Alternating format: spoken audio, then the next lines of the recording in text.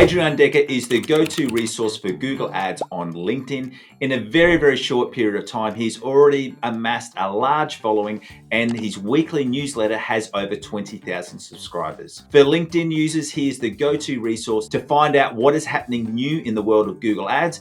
And because right here, I want to give you the best information about what is happening in the world of Google Ads right now, I thought there was no one better to have right here on our YouTube channel than Adriaan Dekker. Let's go. All right, it's an absolute pleasure for me to introduce Adriaan. And Adriaan, so that I don't get your name mixed up or anything wrong with your current career or experience in Google Ads, could you just give us a little bit of introduction of who you are and your experience with Google Ads? Sure. First of all, thanks for having me. My name is Adriaan. I'm well known for my presence on LinkedIn, where I share daily Google Ads items. I also have my own newsletter where I will share weekly news items and monthly news items. Besides that, I also work as a freelancer in Google Ads. I've been working in Google Ads for over 5 years right now, and I've been sharing Google Ads news for around 2.5 to 3 years right now. Yeah, that's basically a short introduction. I live in the Netherlands. I'm 28 years old. No, great. Hey, and that's why I got you in here is obviously, I jumped into LinkedIn and every time I'm on LinkedIn, I see your different feeds and posts going up. So we can probably say that we've got obviously my YouTube world with your LinkedIn world. So it'll be great to have a good discussion together. Just so I can know a little bit more about you, I'm just going to jump into a quick speed round, just as some single word answers. Quick one, Saturday night, glass of wine or glass of beer? Glass of wine. Red wine. Oh, I thought being Dutch it would be the beer, but I'm very, very proud that you've sent the red wine. Do you call it football or soccer? Soccer. Oh, really? Okay, interesting. Yeah, and in Dutch we say football, but if it's in English, we would say soccer in Europe. Okay, bit of a technicality bit we've got there. There was a famed fight that was going to happen between Mark Zuckerberg and Elon Musk. If that UFC fight did go ahead, who would you put your money behind? I like Elon is a bit heavier, yeah. But Mark Zuckerberg, he's got technique because he's really into MMA right now. So I think skills pay the bills. So I would go for Mark. Yeah. I would say Mark would fight a little bit dirty too. That's just me. And if you've got an all expenses paid trip and you can go to either Greek islands or Japan, which destination are you choosing? I'm going to be honest, I've been to both. And 10 out of 10 times I would go to Japan again. Great. I'm actually going there again next week. We booked a last minute trip. So I've done 2 months over there. We did another trip, but yeah, we love it. So we agree there. So we're got a lot more in common than what we thought anyway, straight away. Hey, let's get into the serious questions of why everyone's here. And as I said, I really wanted to get you on the channel I've been really appreciating some of the things you've been sharing on LinkedIn around Google Ads. And the first question I had is when it comes to scaling Google Ads campaigns, what are the biggest mistakes that you see people make? So first of all, I think one of the biggest mistakes people make is that they don't understand where they need to spend their money. So first of all, try to really scale in the lower funnel. Try to really put your budget out there. And when that is not working anymore, you can scale in the higher funnel, of course. And also in that lower funnel, try to optimize things like CRO, for example, so that you can really get all that lower funnel traffic before you start spending money in the upper funnel. Sometimes I see a lot of people, they still can spend a lot of money in the lower funnel, but they already want to go in the upper funnel, for example, and use new tools from Google, like demand generation, for example. And then I see they're just wasting money, for example. Or I see that they go to certain locations, but in their own strong locations, they don't even have spent all their money. So I think that are quick optimizations, really spending the money where it's working, for example, and where there's still room to grow. Hey there, Aaron Young here. Thank you for watching this interview. And because you are still watching this interview, it's letting me know that you are really interested in learning everything that you can about Google Ads. Now, I may be biased, but the best place to learn Google Ads is inside of my paid community, which is called 10x Google Ads. And the reason for why this is such an amazing community is because not only every month do I give exclusive masterclass trainings on Google Ads that I don't share on YouTube. Plus, I also run live group coaching calls every month where I complete community members' Google Ads reviews Plus, you can ask me any questions that you have about Google Ads. There is also the amazing community feed. And this is a private Google Ads feed where you can upload screenshots and you can ask questions. And not only me and my highly qualified Google Ads team, but also you get support from over 400 individual members.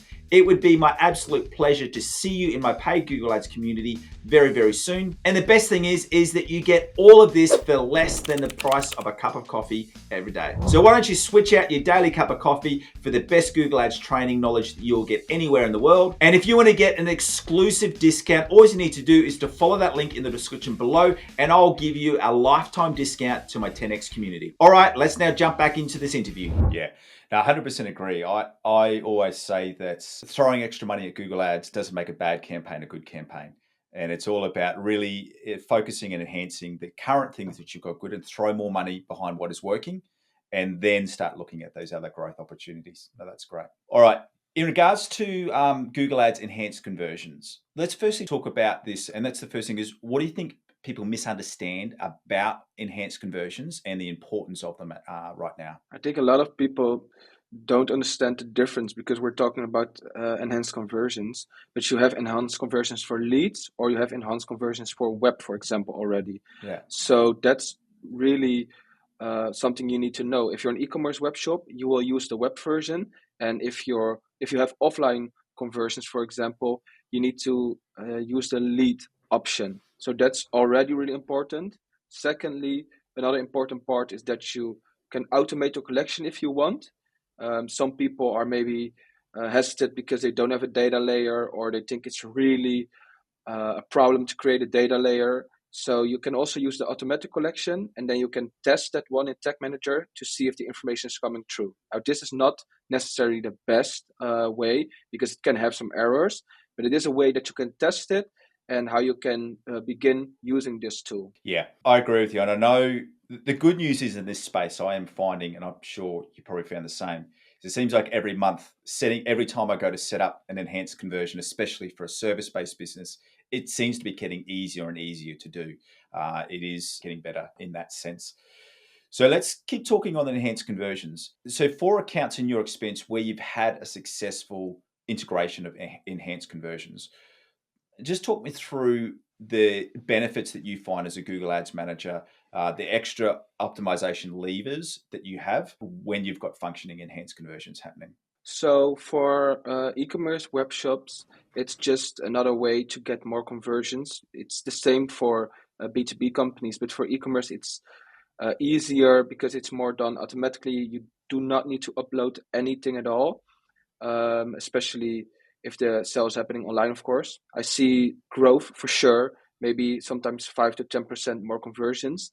And I think it's even more important for offline companies. So, for example, one great integration is the integration with HubSpot, where you can create a form on a website and then you can automatically send the information back. You do not need to do anything at all. That's just awesome. So, if you have a good system that you can use, it's so easy.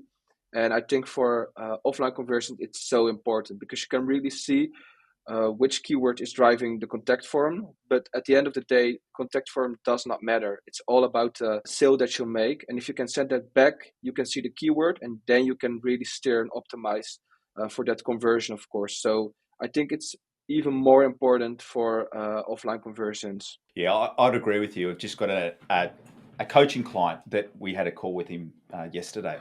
And it was a longer process to get it set up for him, but because I had to get his team to all on board to do it. But he's now able to mark completed leads. And some of his leads are like $200,000, $300,000 in contracts, but they're like a 60 or 90-day window. And yeah, he's never had that information before. So now we're able to really go into, because he's just using maximize clicks, into bid optimizations and location targeting, all because he's got this data. And he was surprised that some of the smaller locations are actually his most highly valuable clients. Yeah, so no, I definitely agree with you there. Other thing I just talk about too is what are your views in and around the switch from third-party data to first-party data and sort of opportunities that are there for us as Google Ads managers? So yeah, first of all, it's still waiting until Google will phase it out, and it's a bit hard to say because I don't think everybody knows what will happen, of course. and Yeah. how the system will work. Um, yeah, so the enhanced conversions will become more important, and Google is pushing that with this new change. Besides that, they're also pushing the Google tag. Every time you see emails like use enhanced conversion, use the Yeah. Google tag. I also think that sending your client data over will become more important, and using server-side tracking and those tools will become much more important. But it's still waiting what will happen and what Google will do, and yeah, when they will stop using cookies, because they scheduled it right now for Q1 instead of Q4, I think, and I don't Yeah. know if they will make it in Q1. So it's still a big question.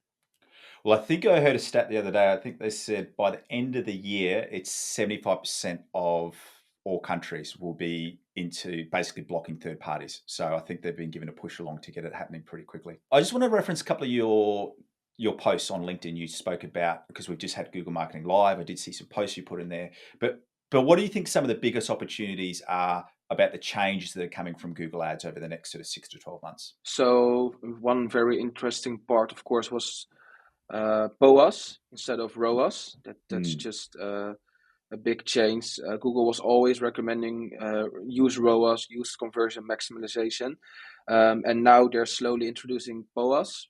I think And that is just explain that for all people listening. Most people should be familiar with the acronym. so with POAS, you optimize for profit, and for ROAS, you optimize for revenue. And Yeah, a ROAS for a product can be very different. So maybe for my yeah, headphone, the ROAS is 10, and for my sweater, for example, it's 5. And then if you have a campaign, if you want to be profitable always, you need to have a ROAS of 11, for example. With POAS, if you go above 1, you're always profitable.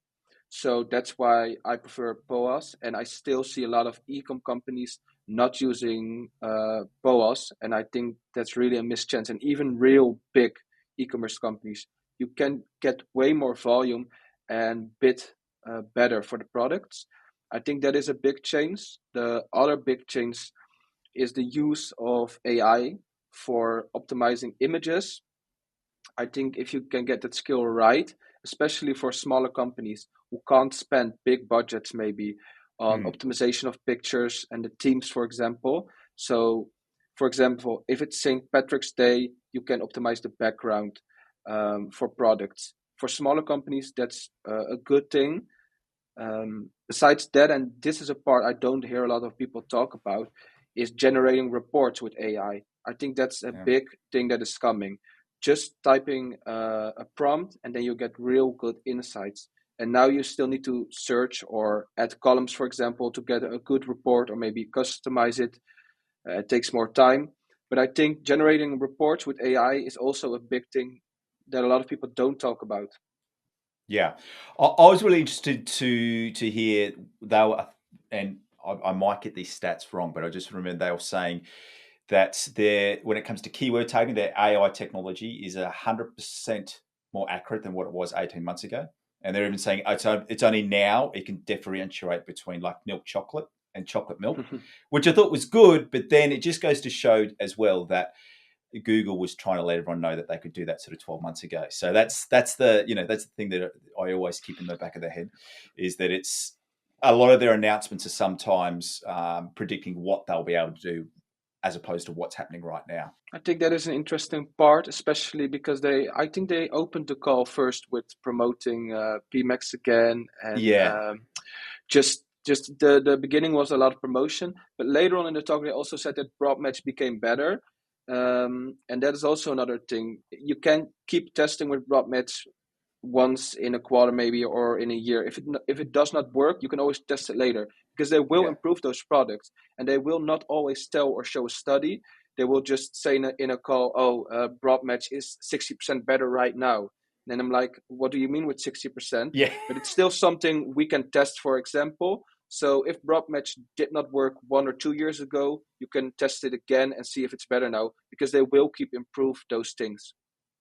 Yeah, when you talk about broad match, one of the things, the other stats that I found really interesting from them is that they said that user search terms with 4 or 5 words in them has grown by 1.5 times. So I think that is obviously The other thing I definitely go with Broadmatch as well is a lot of it's coming to the big switch in Google Ads won't actually be what we're seeing in Google Ads, but it's actually on the user side, and that people's searching patterns are changing. And it's becoming more conversational. So that's where I think Broadmatch will play a really, really big part in that. And it's the ones that get it right will go really, really well with it. You mentioned something before because I want to get on to talk to YouTube campaigns, but before we get there, I think it may have been offline, but we were talking a little bit about demand gen. So they did also promote demand gen. I just wanted to get your views on demand gen. I've got my own views on it, but your views on demand gen on where it is right now, not what's happening in the future, but how and if you're using demand gen at the moment. I've used it a few times. Really depends on the company, like I already said. If I see demand gen and I see that there are still chances for the budget in search, for example, I will lead a budget to search. I Yeah, even done a poll about demand gen.